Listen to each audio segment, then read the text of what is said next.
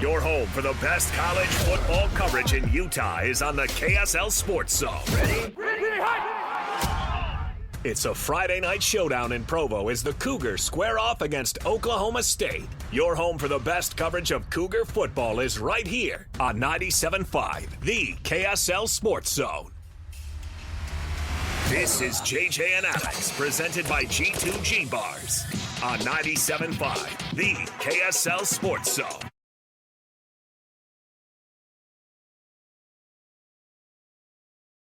Welcome back, everybody. It's another edition of JJ and Alex, 97.5, the KSL Sports Zone. Jeremiah Jensen to my right, Alex Curie here. Our program brought to you by G2G Bars, as the voice said. And also, this hour, we're jumping straight in here. This is going to be a lot of fun for us all basketball season long. We're welcoming in Big T, Thurl Bailey, to the program with the cut. Let's jump in right here, top of the hour. It's time for the biggest story of the day.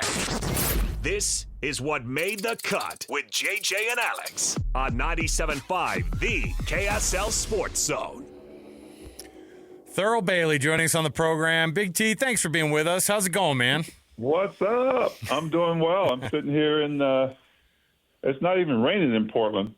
It wants to. We're getting it. I was going to say, we're getting it out here. How is it raining here and not in Portland? We're getting it here. I know, man. Isn't that crazy? How you guys doing? We're good. We're good, Big T. How are you? I'm fantastic. I'm ready. I'm ready, man. The weather turning. Put me in, Coach. Yeah, the weather turning means that we start to think a lot more about basketball now, and the preseason wraps up, and the Jazz fire off next week in the regular season. What do you do to prepare for every season? Like the year in and year out grind, Thurl, like what really is it that you have to do to kind of get yourself kind of mentally and I would imagine physically ready for all the rigor of the season?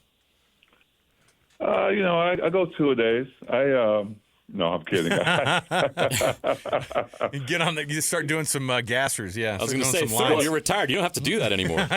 No, I don't. I think what I normally do is I try to keep up on anything that happens, obviously during the off season with players, where they go, who signs who. Specifically with the Jazz, we just kind of keep up with all the transactions that are going on and anything that Justin and Danny are talking about as far as what they're trying to do move-wise. But really, there's not a lot to do until, you get to media day and you know the guys who are pretty much going to be sticking around, the young players that are coming in. And, of course, we hit Summer League, and so we get a lot of information there. But it's not really until we get going do we kind of get to know what to expect throughout the course, like the lineups. The team will be narrowed down, right, and guys will be sent to the G League or getting minutes. We're just thrown right into it. Before we get into some individual players and some of the storylines for this season, I wanted to ask you about the youth movement because the management's been very clear about where this team is at and what they want to accomplish this season.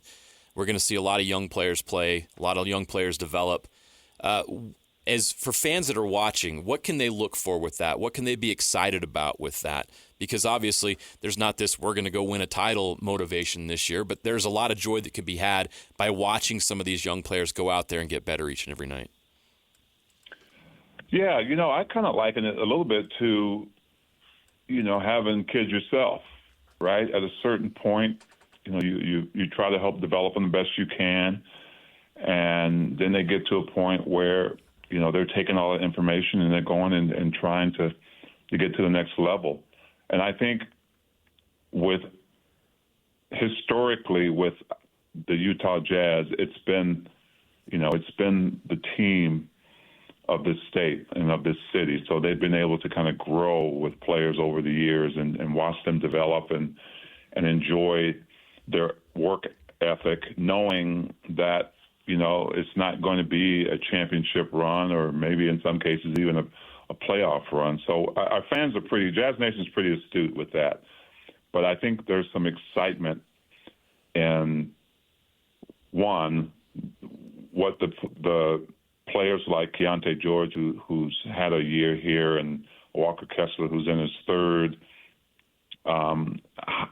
watching them get better and watching them be all in with this movement. And so I think that's what we can look forward to. I think, of course, there are going to be teams who come in and underestimate us at their place and at ours, and there's going to be some surprises, some exciting things with some of these young players. But I also think the mix of the veterans and the young players who are learning from them is going to be, we've seen some of that in the preseason. And so there's a lot of different elements, and we're going to win some games people probably think we shouldn't win.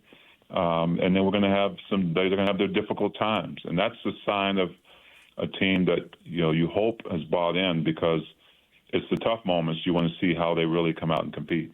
We did this a couple of years ago where we were like youth movement, a lot of young guys coming in, a lot of names you're not that familiar with. At that point, you didn't know the type of impact that we were going to see out of, Lowry Markin in that first year becomes an all-star for his first year in Salt Lake City, what Colin Sexton was going to do. All these guys who come in and do it. Is there a version of, and I'm not trying to ask you to get people's hopes up here, but like this is what we were saying a couple of years ago before that team really started out strong and started quick.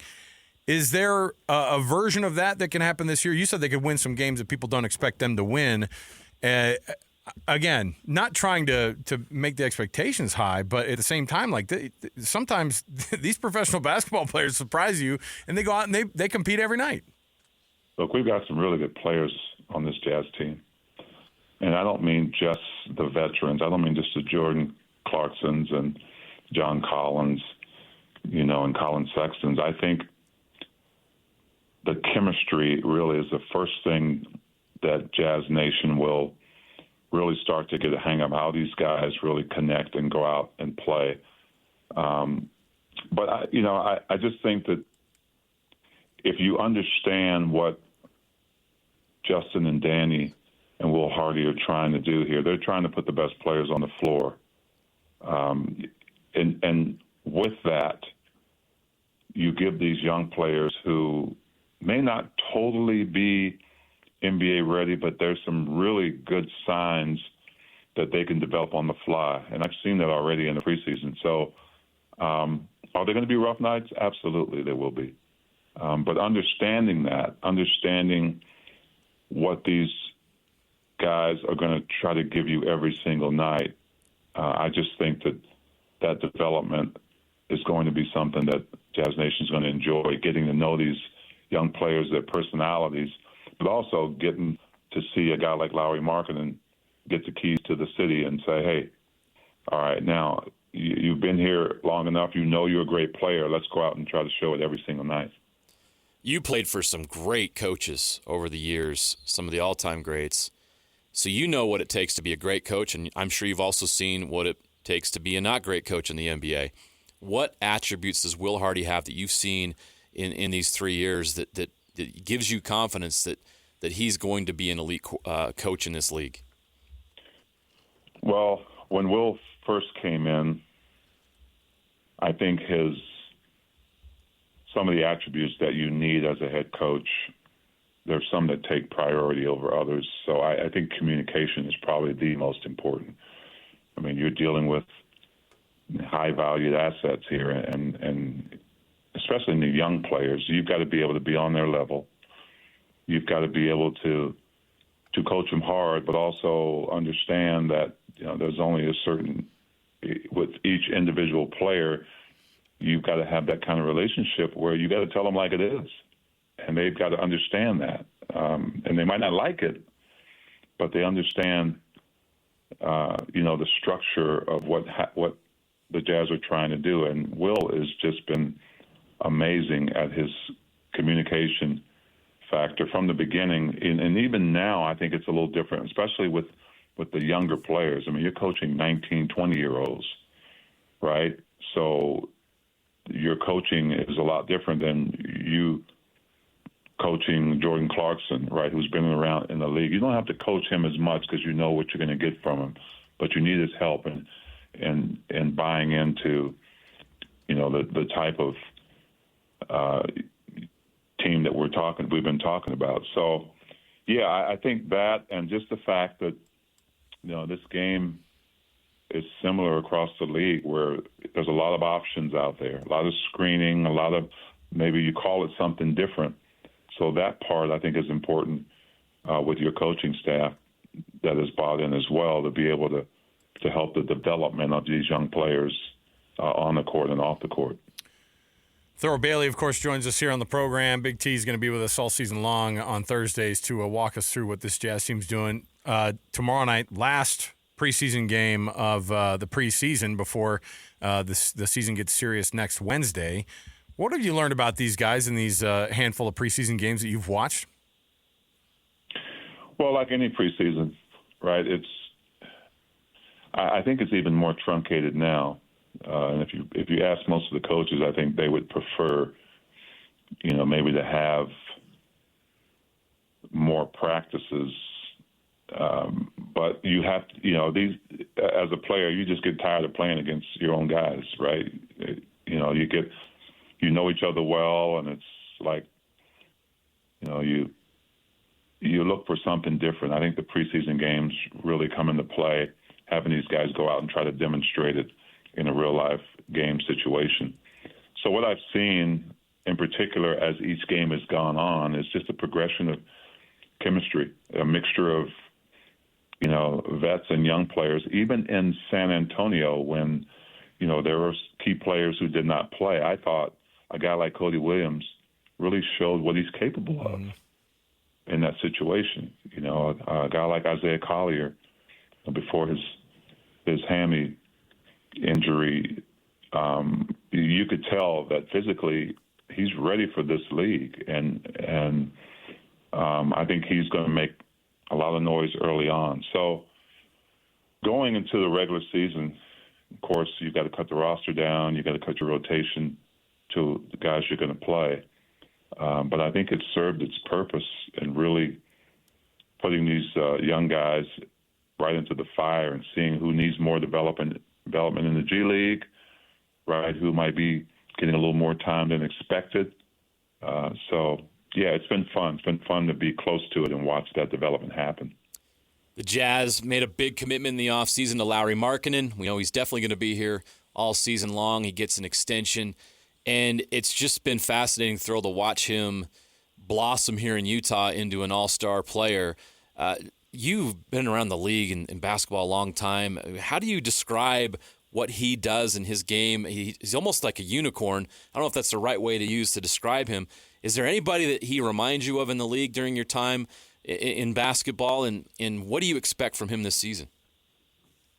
I really have not seen a guy his size and his build be able to do all the things that he can do, and specifically talking offensively.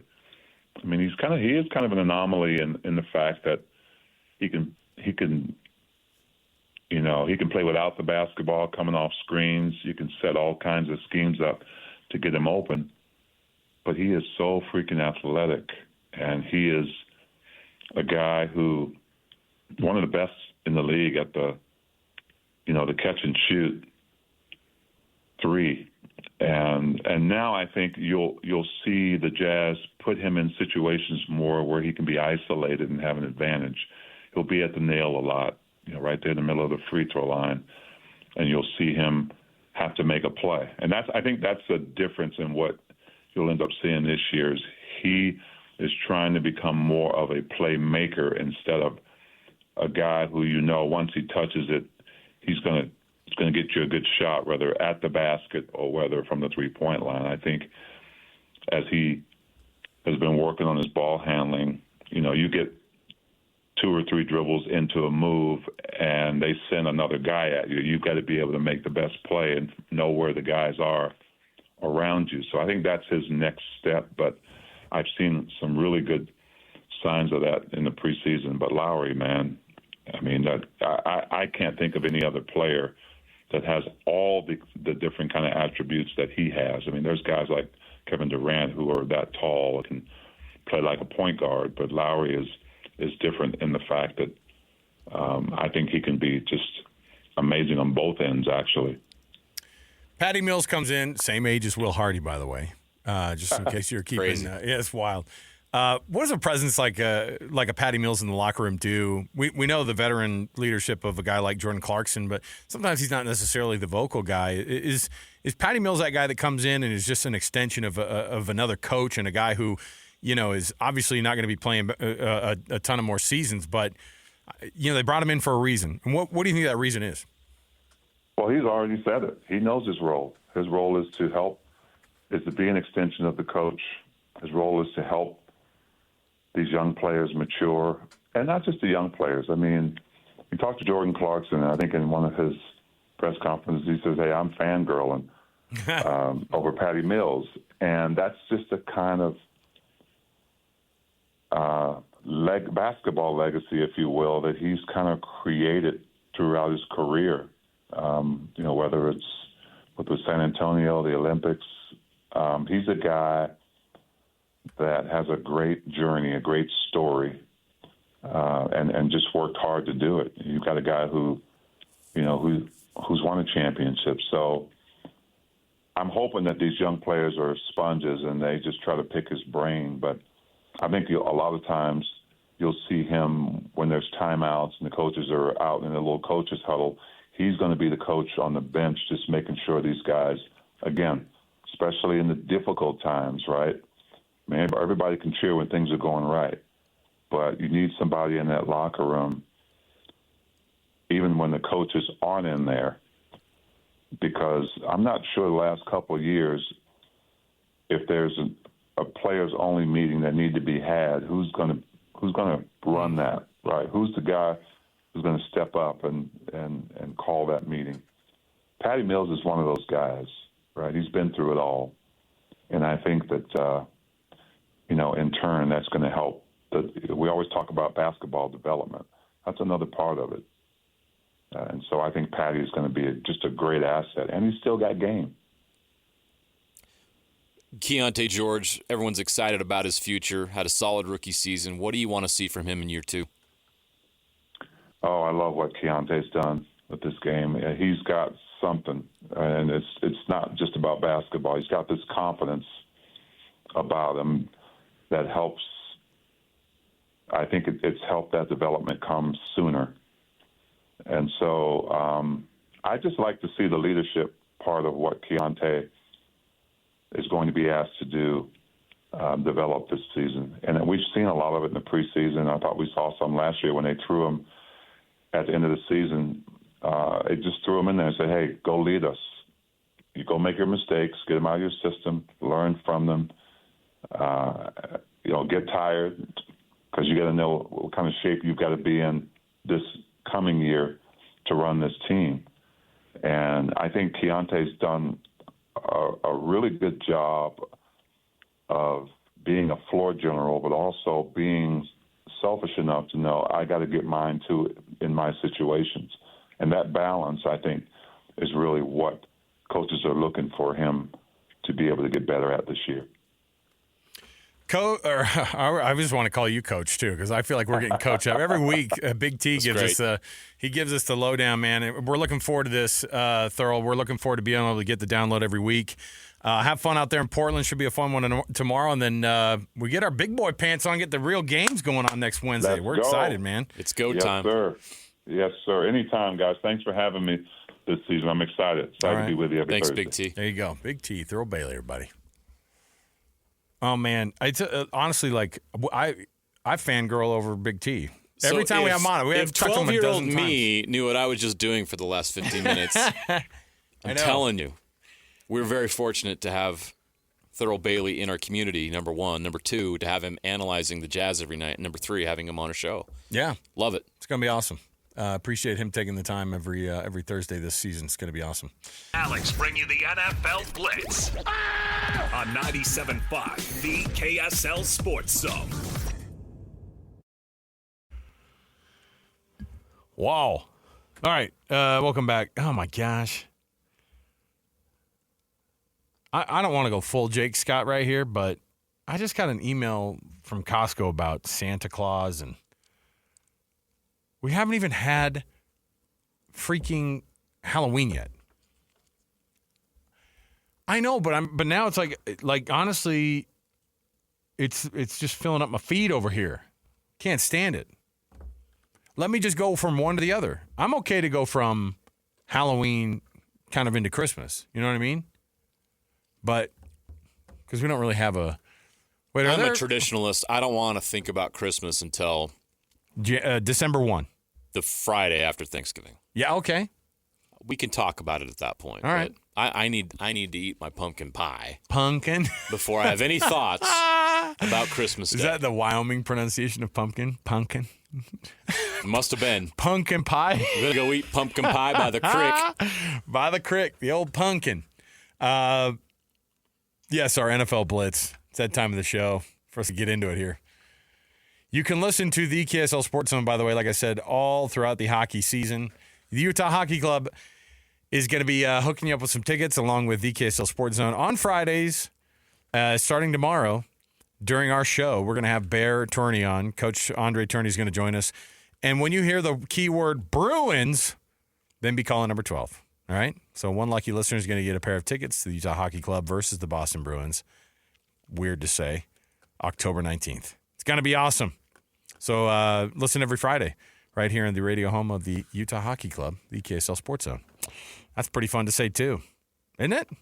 It is. It's pretty cool. It was awesome. We're proud. Okay, so Tom Brady. I don't know if you know this. He's now minority owner. Was that like how much are we talking here? 10%? No, I don't even think it's that. Really? No, I think we're in the single digits, the low single digits too. Okay.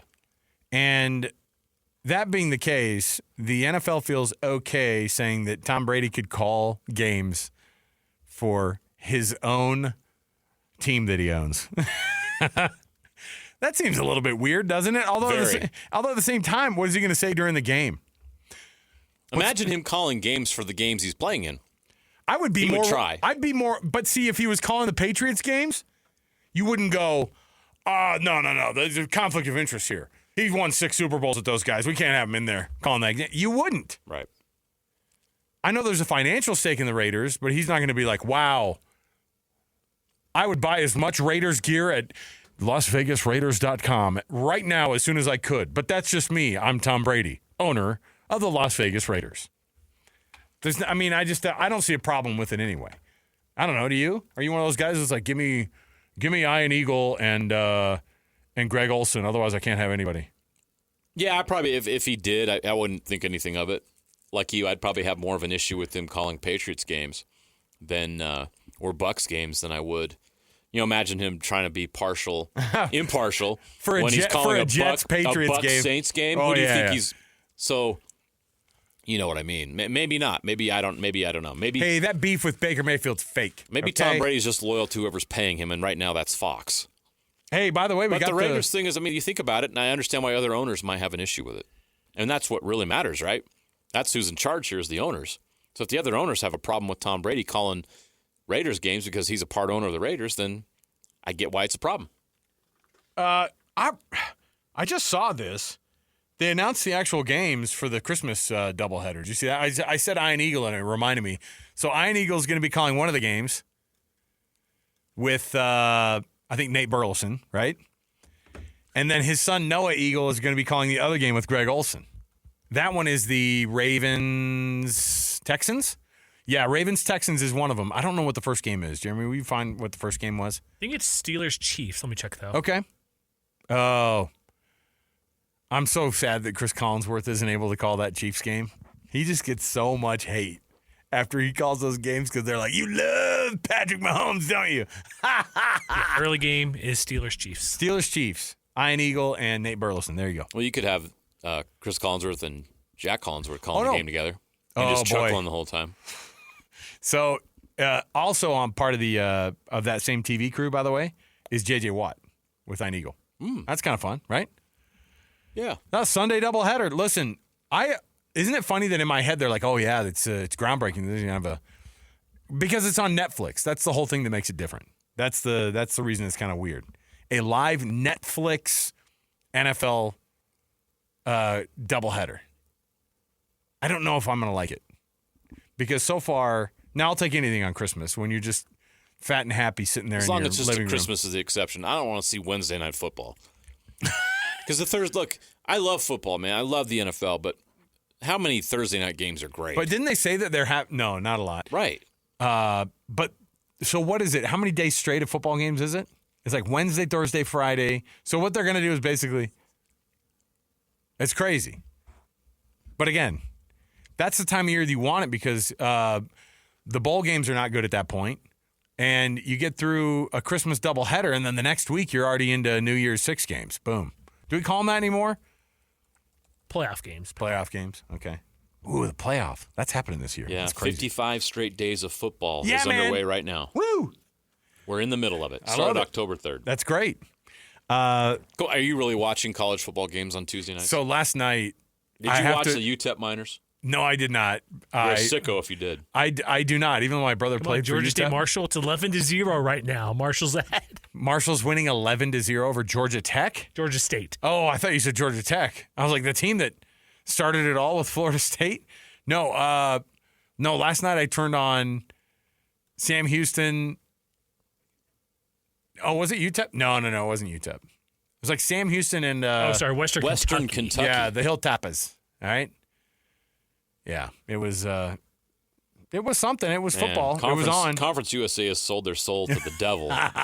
For Wednesday night Sunbelt football. too. Tuesday night Sunbelt game. My gosh. Oh, Where's the Mac? Bring the action back, dude. Where is the Mac? I love it. So Josh Allen this year has no interceptions. Okay, last year he threw 18, and it's crazy because the Bills are now 4-2, and Josh Allen has thrown 0 interceptions. Phenomenal turnaround for Josh Allen, by the way. I didn't know that he had thrown 0 interceptions. I just assumed he had like 5 or 6. Because at this point last year he did. He had like 5 or 6. Why does it 3 or feel 4 games then into that the the season. Bills are less dynamic right now than they were last year? Hey, you Right? Am I you alone hold in your that? tongue. They just got Amari Cooper. Okay. They're going to be great now. Now they can take off. But yes, it was. It's a pretty interesting read over at Pro Football Talk about how he's turned things around.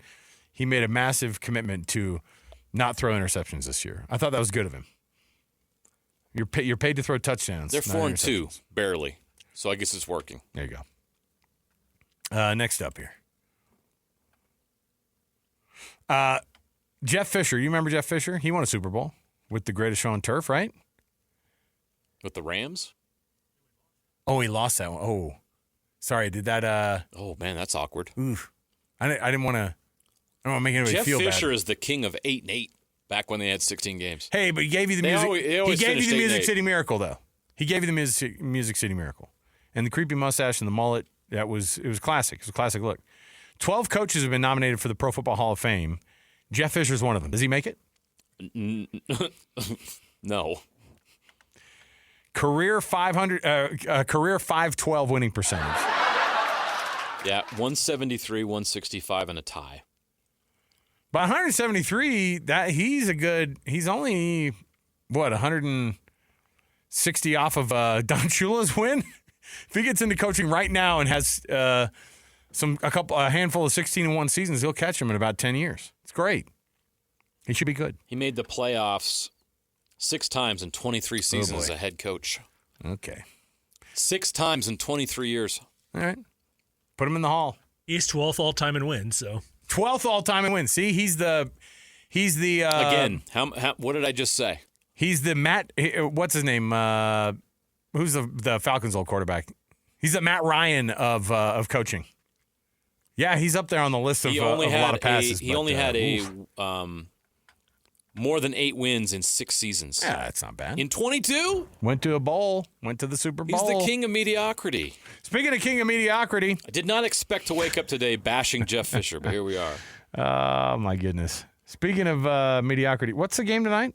Is there a Thursday night game tonight? Broncos Saints. Broncos and Saints. Let's ride.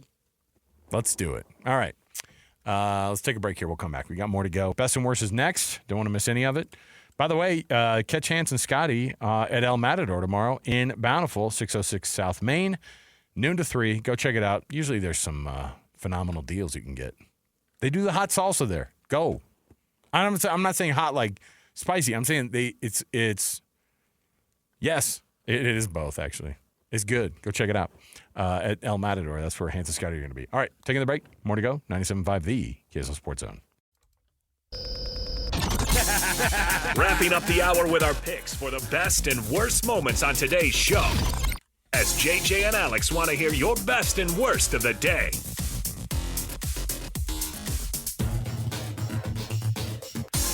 All right, yes, welcome on in. Best and worst brought to you by the good folks at the Doug Smith family of dealerships in American Fork and Spanish Fork. Kia, Subaru, Chevy, Jeep, Dodge, or Ram. It's all available for you. And nobody knows service like Doug knows service. Here, Doug. JJ, best and worst goes like this. To wrap out the hour, we talk about some of the best things we saw, some of the worst things we saw. Let's start with worst. Okay.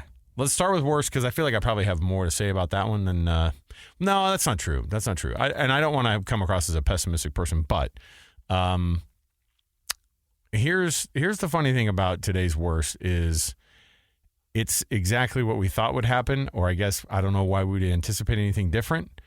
But Kawhi Leonard, are you sitting down for this?